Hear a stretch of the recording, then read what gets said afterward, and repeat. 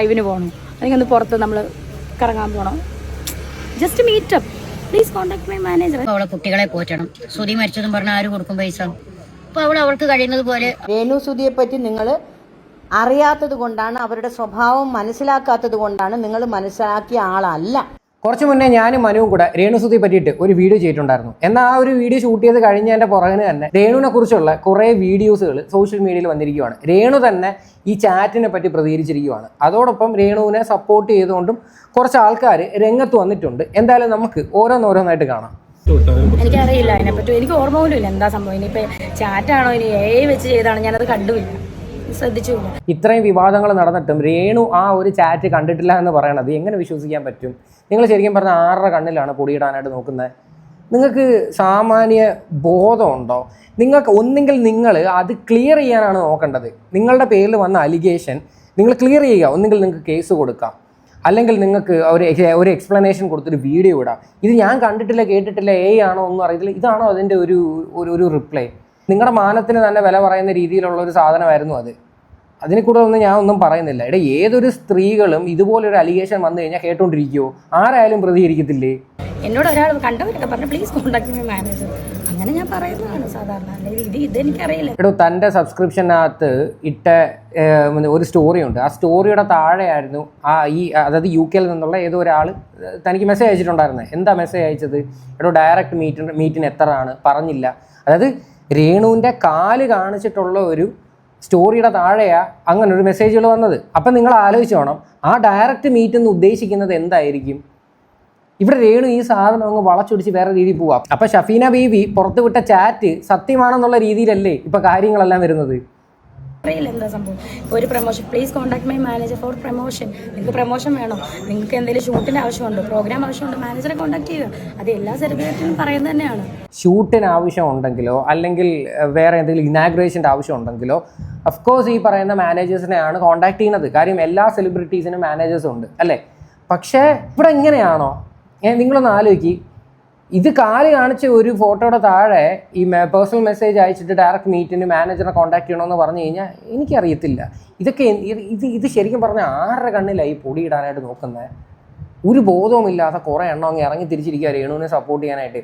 രേണു ഇപ്പോഴും ഞാൻ പറയുന്നത്, ഞാൻ ഒരിക്കലും രേണുവിനെ ഈ ഒരു ചാറ്റിൻ്റെ കാര്യത്തിൽ വന്ന് കുറ്റപ്പെടുത്താനോ നിന്നിട്ടില്ല. ഈ സ്ത്രീ എന്തുകൊണ്ട് പ്രതികരിക്കുന്നില്ല?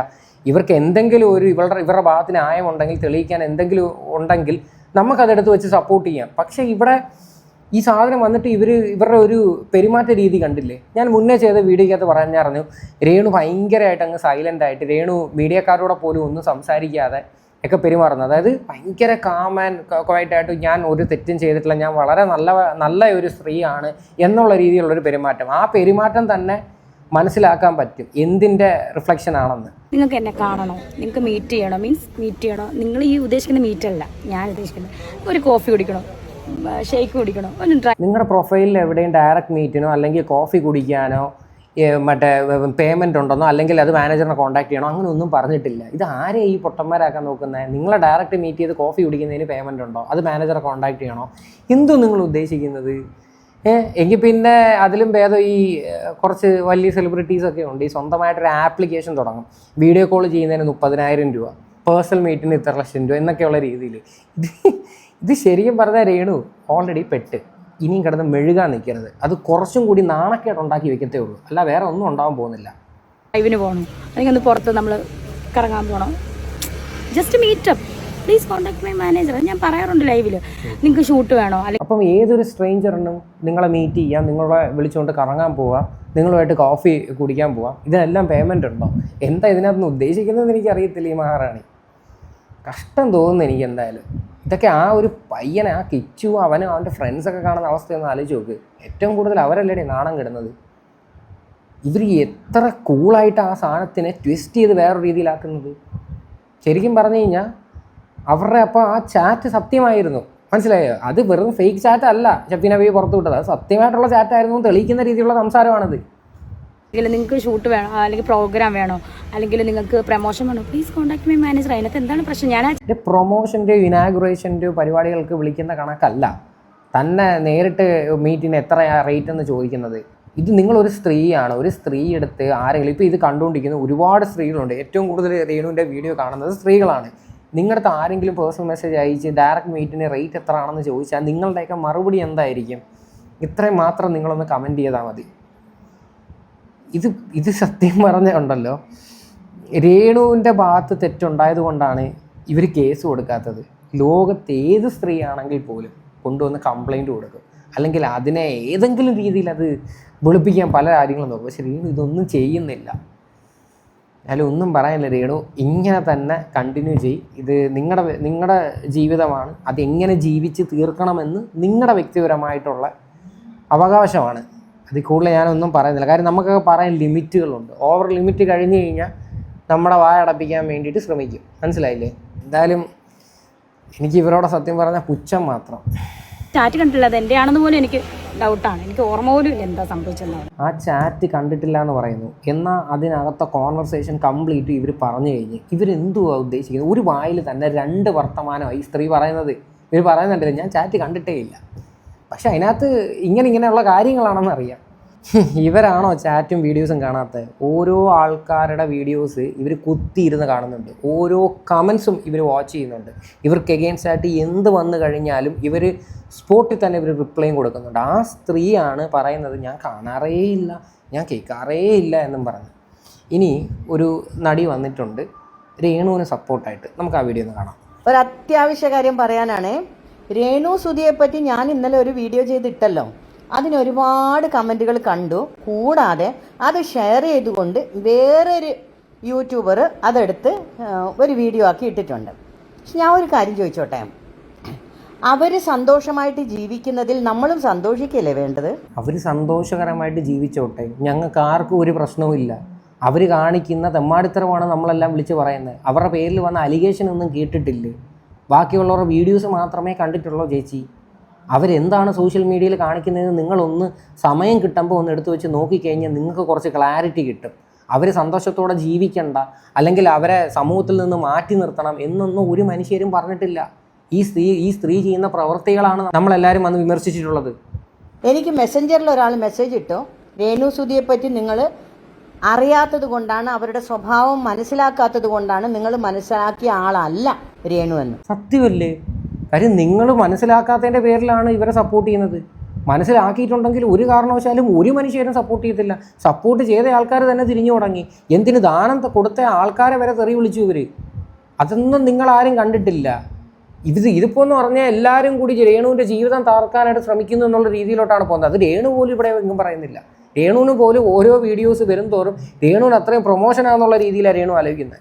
അല്ലേ നിങ്ങളൊന്ന് ചിന്തിക്കും. ഇവിടെ അബോർഷൻ കേസ് വന്ന് രേണു ഒരു കേസിനും പോയിട്ടില്ല. പിന്നെ ഇപ്പോൾ രണ്ടാമത് പുറത്ത് വന്ന ചാറ്റ്, അതിനകത്ത് എന്തായിരുന്നു പറഞ്ഞത്? നേരിട്ട് മീറ്റ് ചെയ്യുന്നതിന് പൈസ എത്രയെന്ന് വരെ ചോദിക്കുന്ന ഒരു രീതിയിലുള്ള ചാറ്റാണ് വന്നത്. അതിന് പോലും ഒരു പ്രോപ്പർ എക്സ്പ്ലനേഷൻ ഇല്ല. അതിന് ഇവർ കൊണ്ടുവന്ന് കേസ് കൊടുത്തിട്ടില്ല, ഒരു തേങ്ങയും ചെയ്തിട്ടില്ല. പിന്നെ ഇവരെ എന്തിൻ്റെ അർത്ഥത്തിലാണ് ഇവരൊക്കെ ചെയ്യുന്ന പ്രവർത്തികളൊക്കെ നല്ലതാണ്, അല്ലെങ്കിൽ ഇവരെ സപ്പോർട്ട് ചെയ്യാനായിട്ട് എങ്ങനെയാണ് തോന്നുന്നത്? എന്തെങ്കിലും ഒരു അലിഗേഷൻസ് വന്നു കഴിഞ്ഞാൽ അത് അറ്റ്ലീസ്റ്റ് തെളിയിക്കാൻ നോക്കുക സമൂഹത്തിൻ്റെ മുന്നിൽ. അല്ലാത്തിടത്തോളം കാലം എനിക്കറിയാൻ വയ്യ. എന്തായാലും ഈ സപ്പോർട്ട് ചെയ്യുന്ന ആൾക്കാരുടെ അടുത്തൊക്കെ എനിക്ക് ഒന്നേ പറയാനുള്ളൂ, ഈ ഓരോ ആൾക്കാരെ സപ്പോർട്ട് ചെയ്ത് ഇറങ്ങുമ്പം ഒന്ന് കഴിവതും ഒന്ന് വിശദമായി ഒന്ന് പഠിച്ചതിന് ശേഷം ഇറങ്ങാൻ നോക്കും. എൻ്റെ പൊന്നു മോനെ, ഞാനൊരു കാര്യം പറയാം. ഭർത്താവ് മരിച്ച സ്ത്രീകൾ സന്തോഷമായി ഒരു ജോലി ചെയ്ത് അവർ സന്തോഷമായി ജീവിക്കുന്നത് കാണുമ്പോൾ അസൂയപ്പെടുന്ന ആളുകൾ കള്ളക്കഥ ഉണ്ടാക്കും. അത് ശരി. അതായത് ഭർത്താവ് മരിച്ചു പോയ സ്ത്രീകൾ ഇങ്ങനെ എന്തെങ്കിലുമൊക്കെ കാര്യങ്ങൾ ചെയ്യുമ്പോൾ അവരെ പറ്റി കള്ളക്കഥകൾ ഉണ്ടാക്കുന്നുണ്ട്. അപ്പം നമ്മുടെ കണ്ണിൽ നമ്മൾ കണ്ടതെല്ലാം ഒരു സ്വപ്നമാണ്. ഭർത്താവ് മരിച്ച എല്ലാ സ്ത്രീകളും സോഷ്യൽ മീഡിയയിൽ സബ്സ്ക്രിപ്ഷനും എടുത്ത് ഇതുപോലെയുള്ള നെഗറ്റീവ് പബ്ലിസിറ്റിയും കാണിച്ച് അല്ലെങ്കിൽ കുറേ അപരാധങ്ങളും കാണിച്ച് നടക്കുമല്ല. മനസ്സിലായോ? എല്ലാ സ്ത്രീകളെയും ആ ഒരു കാറ്റഗറിയിൽ കൊണ്ടുവന്ന് ഇടരുത്. ഇവരൊക്കെ എങ്ങനെ കമ്പയർ ചെയ്യുന്നതെന്ന് എനിക്ക് എങ്ങനെയാണ് രേണുവിനെ ബാക്കിയുള്ള സ്ത്രീകളുമായിട്ട് കമ്പയർ ചെയ്യുന്നത്? എല്ലാ വിധവകളും ഇങ്ങനെയാണോ ഇവിടെ? എനിക്ക് പിടികിട്ടുന്നില്ല. ഇവരൊക്കെ പറയുന്ന ഒരു ഡയലോഗ് കേട്ടില്ലേ? പ്രത്യേകിച്ച് ഒരു ആർട്ടിസ്റ്റായി വളർന്നാൽ ഓരോ ആർട്ടിസ്റ്റുകളെ പറ്റിയിട്ടും അനാവശ്യങ്ങൾ പറയുന്നത് നമുക്ക് നന്നായിട്ട് അറിയാം. എന്ത് ആർട്ടിസ്റ്റ്? ഒരു 4-5 ഷോർട്ട് ഫിലിം, കുറേ അപരാധം കാണിക്കുന്ന ഷോർട്ട് ഫിലിമിനകത്ത് അഭിനയിച്ചതാണോ ഒരു ആർട്ടിസ്റ്റ് എന്ന് പറയണത്? എനിക്കൊന്ന് പറഞ്ഞ് മനസ്സിലാക്കിത്താ. നിങ്ങളെയൊക്കെ വേണമെങ്കിൽ നിങ്ങളൊക്കെ കുറേ സിനിമകളിൽ അഭിനയിച്ചിട്ടുണ്ട്, നിങ്ങളെയൊക്കെ വിളിക്കാം. പക്ഷേ രേണുവിനെ സംബന്ധിച്ച് രേണു എവിടെയാണ് അഭിനയിച്ചത്? മൊത്തവും റീച്ചിന് വേണ്ടി കാട്ടിക്കൂട്ടിയ കുറേ കോമാളിത്തരത്തിനകത്ത് കയറി അഭിനയിച്ചു എന്നല്ലാതെ രേണുവിനെ എന്തിൻ്റെ അർത്ഥത്തിലാണ് ആർട്ടിസ്റ്റ് എന്ന് വിളിക്കുന്നത്? അതുകൊണ്ട് ഇതൊന്നും കണ്ട് അത് വിശ്വസിക്കുന്ന ആളല്ല ജീജ സുരേന്ദ്രൻ. അവരുടെ വളർച്ചയിൽ നമ്മൾ എല്ലാവരും സന്തോഷിക്കുക. അവരുടെ വളർച്ചയിൽ എല്ലാവർക്കും സന്തോഷമേ ഉള്ളൂ. ഞാൻ പലവട്ടം പറഞ്ഞിട്ടുണ്ട്, ശ്രുതി ജീവിച്ചിരുന്ന സമയത്ത് പോലും ശ്രുതിയെ കൊണ്ട് നേടാൻ പറ്റാത്ത കാര്യങ്ങൾ രേണു നേടുന്നുണ്ട്. അങ്ങനെ തന്നെ ഞാൻ പറഞ്ഞിട്ടുണ്ട്. പക്ഷേ അത് എങ്ങനെ നേടുന്നു അതും കൂടെ നിങ്ങൾ ചിന്തിക്കുക. നാട്ടുകാരെ എല്ലാവരെയും വെറുപ്പിച്ചിട്ടാണോ ഇതൊക്കെ നേടേണ്ടത്? അല്ലെങ്കിൽ കൂടെ ആ ശ്രുതിയുടെ മൂത്ത മകനെ പോലും ചേർത്ത് പിടിക്കാതെ രേണു കാണിക്കുന്ന പ്രവർത്തകനെയാണോ നമ്മളെല്ലാവരും സപ്പോർട്ട് ചെയ്യേണ്ടത്? എനിക്ക് മനസ്സിലാവുന്നില്ല എനിക്കിതൊന്നും. അവരുടെ നല്ലത് കണ്ടാൽ നല്ലതെന്ന് തന്നെ നമ്മളൊക്കെ പറയും, ചീത്ത കണ്ടാൽ ചീത്തതെന്ന് തന്നെ പറയത്തുള്ളൂ. രേണുവിനെ പറ്റിയിട്ട് ശ്രുതിയുടെ സ്വന്തം മകൻ വരെ വന്ന് പറഞ്ഞാൽ നമ്മളെല്ലാവരും കേട്ടതാണ്, സോഷ്യൽ മീഡിയയിൽ അവൈലബിളാണ്. ഞങ്ങളെയൊക്കെ കുറ്റം പറയുന്നതിന് മുന്നേ അതൊക്കെ ഒന്ന് എടുത്തു വെച്ച് കണ്ടാൽ വളരെ നന്നായിരിക്കും. അവർ മക്കളെ ഗംഭീരമായി വളർത്തുന്നത് കാണുമ്പോൾ അവർ ഇനിയും വളർന്ന് രക്ഷപ്പെടട്ടെ എന്ന് പ്രാർത്ഥിക്കുക. അസൂയപ്പെടാതെ നല്ല കണ്ണോടുകൂടി കാണാൻ ശ്രമിക്കുക കേട്ടോ. അസൂയപ്പെടരുത് പ്ലീസ്. ഇപ്പം സമയം കിട്ടുമ്പോൾ ആ മക്കളെന്ന് പറഞ്ഞ കൂട്ടത്തിൽ മൂത്ത മകൻ്റെ വീഡിയോ ഒന്ന് എടുത്ത് വെച്ച് കണ്ടാൽ കുറച്ചുകൂടെയൊക്കെ ക്ലാരിറ്റി കിട്ടും. നിങ്ങൾ കാണാത്തതിൻ്റെ ബുദ്ധിമുട്ടാണ് നിങ്ങൾക്ക്, അല്ല വേറെ ഒന്നുമല്ല. ഇനി ഇന്നത്തെ സിനിമയുടെ പൂജയ്ക്ക് വന്ന നമ്മുടെ ഫേമസ് നടി ഉണ്ടല്ലോ, എനിക്ക് അവരുടെ പേരറിയാൻ വയ്യ, അറിയാവുന്നവർ കമൻറ്റ് ചെയ്യുക. പുള്ളിക്കാരത്തേക്കും വലിയ ഐഡിയ ഇല്ല രേണുവിനെ പറ്റി, രേണു സോഷ്യൽ മീഡിയ കാണിക്കുന്നതിനെ പറ്റി വലിയ ഐഡിയ ഇല്ല.